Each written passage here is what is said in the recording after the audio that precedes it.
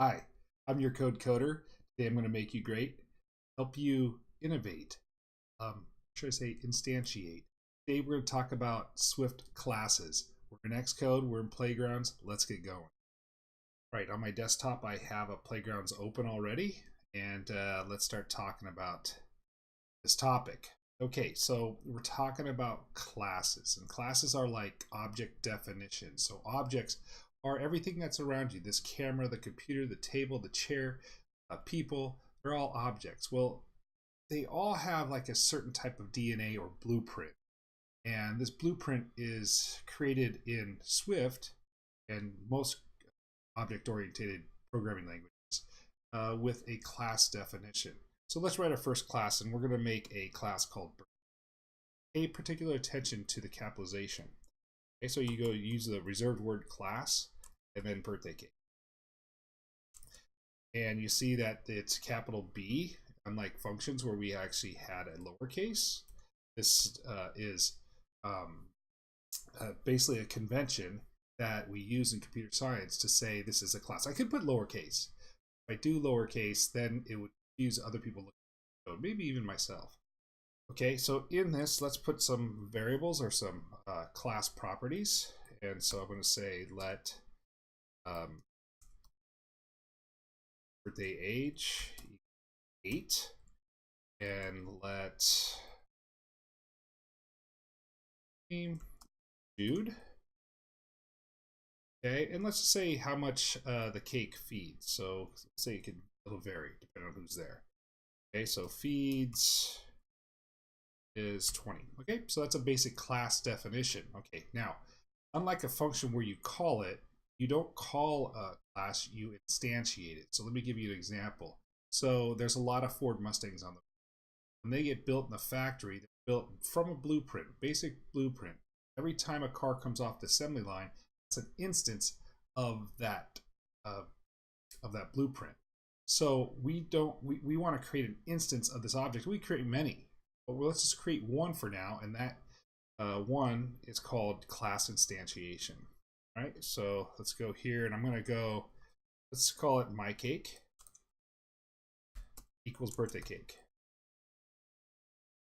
Okay, there you go. I instantiated it. There's now a variable. It's of type birthday cake. I could create another one if I wanted. Let say my cake 2 equals birthday cake again.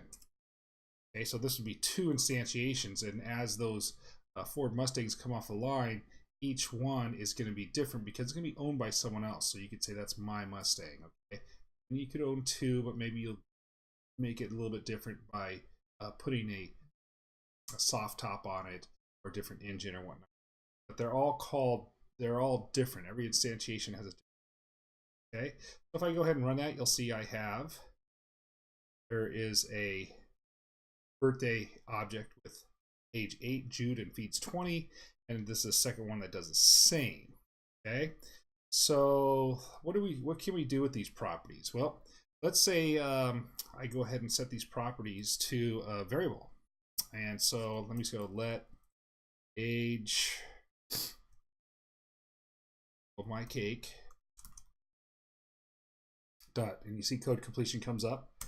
Okay, birthday age, and now I can just simply print anything I want with that variable, just like before. My cake is going. Say how many candles it needs. It needs the exact amount of candles as the age.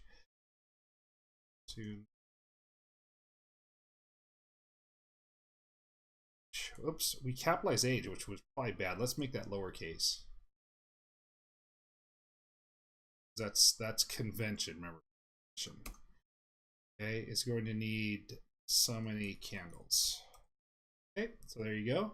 If I go ahead and run that, you'll see it'll print. Looks like there's an error somewhere. It's there we go. And if I run it, says my cake's going to need 8 candles. So I use that property in my print statement. Okay, I could also, I don't have to set the property to a variable. I could just go right and use dot technology. So I can do something like this.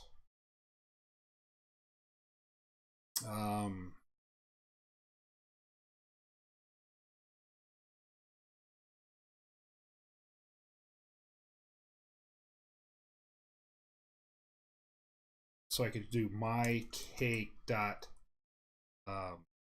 birthday name. Such large variable names.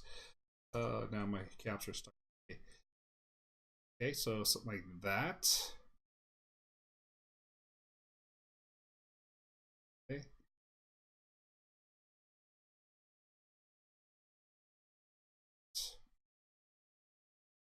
Oh.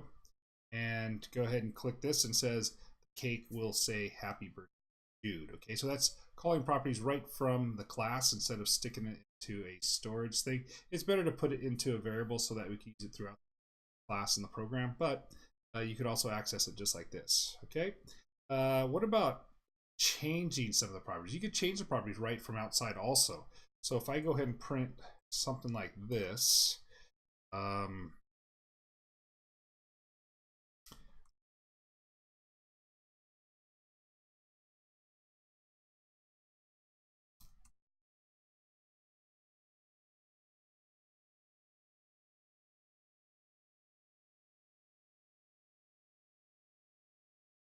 so I have something like that. I run that, it'll say, they say this cake feeds 20. Really nice. But what if it all of a sudden people show up and they take 2 pieces, or show up 8 more? I could actually change my cake dot birthday feeds to say it only equals 10. Or I buy a smaller cake, right? And I go print. Okay.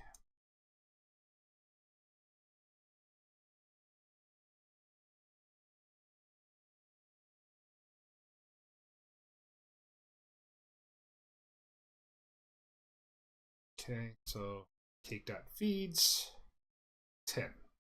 So I print that, but really, gosh, I really spelled really wrong. Really? Okay, but really it only feeds my cake.feeds. Okay, so there you go, and that's a little bit about class and class properties.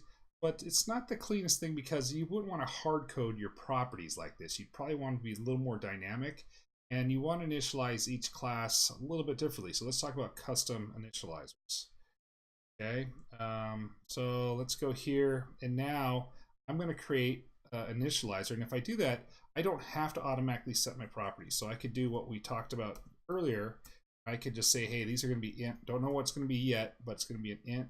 Don't know who the cake's going to be for, but it's going to be a string.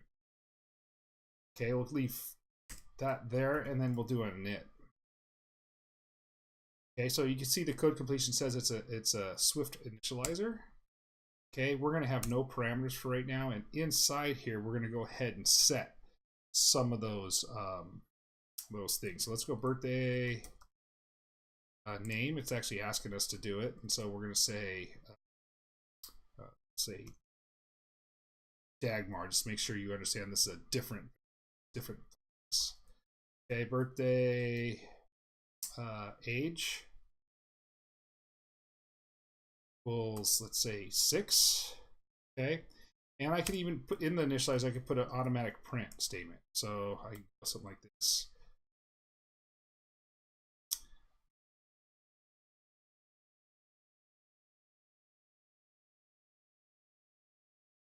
Name.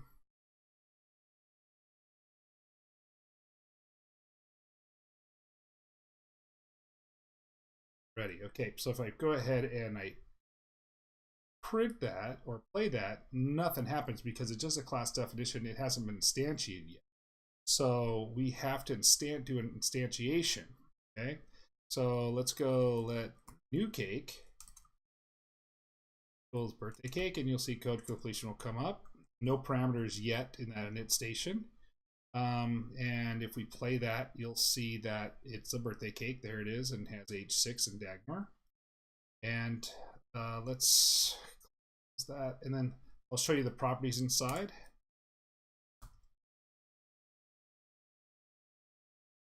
Okay, there's birthday age and new cake, birthday name. Okay, if I run those, you'll see that it's 6, and I can actually use those properties now. Okay, so pretty cool, but not exactly what we want yet because I'm still hard coding the variables parameters in birthday cake. So we want that to be a little more dynamic. So let's go and do that. All right, so in here I have an initializer, and this time I already have it done for you. Save on time. And here's my class birthday cake. I have my properties, birthday, age, and name. They're instant strings. We don't know what they're going to be yet because when we instantiate this class, the user is going to tell you what those properties are. Okay.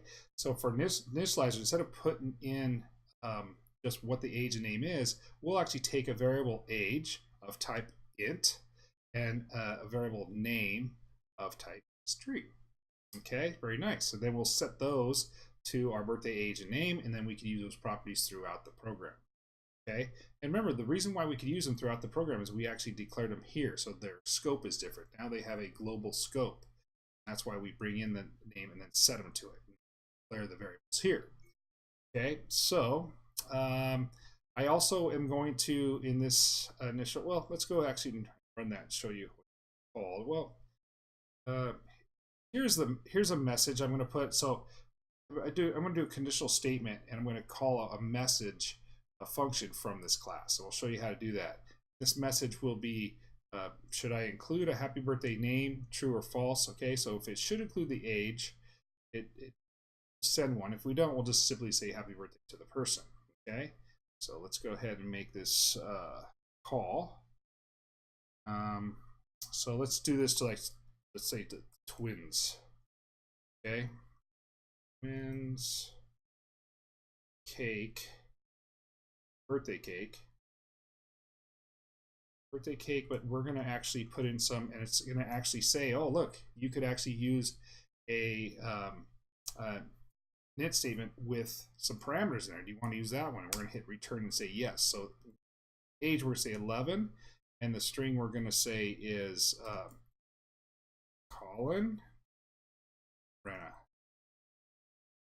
Okay, there you go. So if I go ahead and run that now, you'll see that it says that I have a birthday cake, the age 11 for Colin and Brenna, and it feeds 20. Remember, inside that we actually put a print statement, and so the print statement says Colin Brenna's cake is ready. Okay, cool. All right, so let's use that message statement now. Okay, let's try to see if we could use that function message. Okay, so I guess we could just go, let's see, what's it take? Message takes a true or false, so let's put that in there. Right, and message, nothing seems to be showing up here. Let's just put in, what was the parameter? Include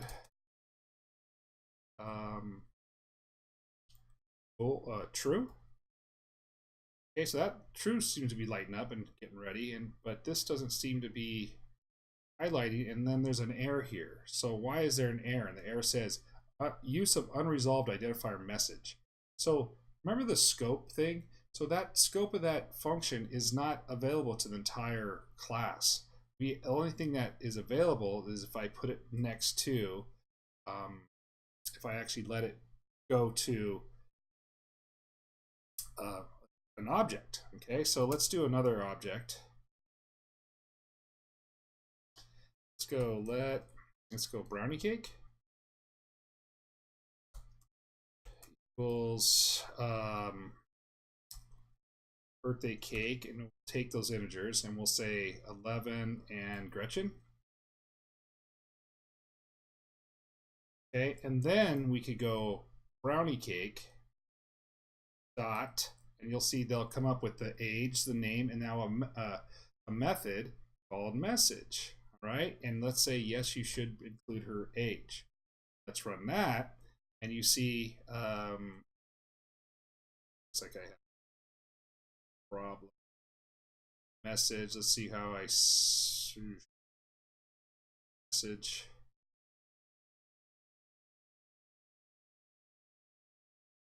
see. Message include message birthday cake. Include. For some reason this is wrong, but it just says happy birthday. Oh, the error's still there from last time. It didn't clear out. Let's stop this. If I stop this and play it again, I think, yeah, it clears out. Okay, that's another little tip for you. Okay, but so it says basically happy 11 birthday Gretchen. And now that doesn't sound right because it should say happy 11th birthday. So maybe we should put another function in here. I already wrote it. You can see I green out. It's called Ordinal Age Function. Okay, so this function will tell you exactly what to put, what suffix to put based on the age. All right, so it defaults to th, but then does this mod thing. So mod's a remainder. So birthday age mod 10, and that'll give you a 1, 2, or 3. So we say if birthday age is not 11, put suffix st. If it's not 12, put nd. And if it's not 13, put rd. If we run that now, in fact, it's already ran. We actually have to make that come in the if statement. So let's put in here, let's go happy ordinal age. There it is, ordinal age. And then birthday name, yeah, something like that. All right, so now we have the happy birthday and then the th first. Okay, so if we run this now, we will have an error. 1, 2, 3, birthday, and seems to be breaking. Let's see. Let me try to make sure I got all my stuff right.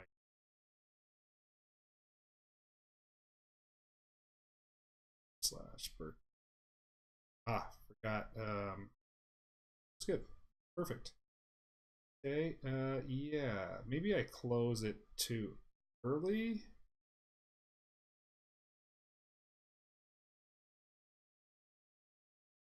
Let's see what my. Okay. So, well, if we had it before, it worked. Okay. So I'm going to go ahead and run this again. See, it works. There's no. So it must be somewhere in that statement I'm messing up, and you guys at home could probably see where I'm messing up, but I can't, and that's terrible. All right, so let's go try it again. That's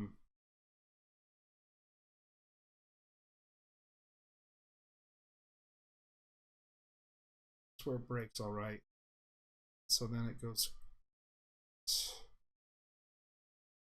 birthday name. See my error, and it's killing me. Okay, and it's all because I just put the ordinal age in there. So, no. Let's see, make sure I spelled this ordinal. Ordinal. I auto completed, so it should be fine. Let's see if I just do that instead.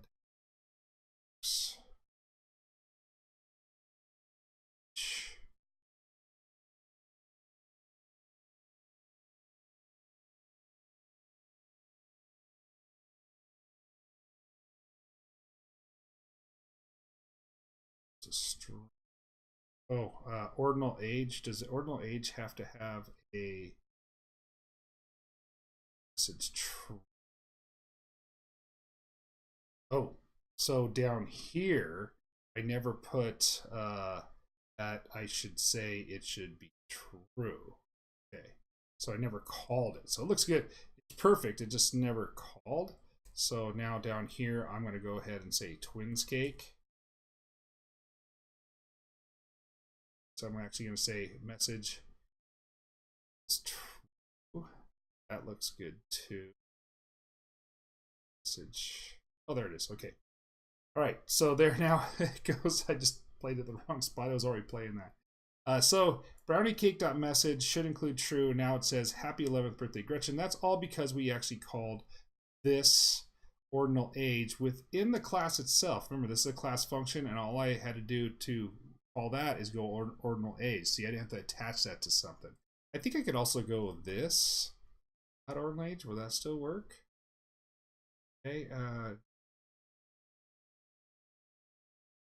Yeah, no, that doesn't work. So you can't go this. I thought maybe in there you could go this, but it's the proper call is ordinal age because I'm within that class. Okay, so looks like that's just about it for today. And we went over classes, and we showed you how to instantiate them. We showed you how to make an initializer, make those custom initializers so that properties can be called from outside the class. And it's a big topic. We have part 2 coming.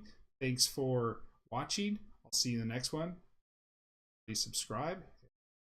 Take care. Oh, gonna make you great, help you innovate.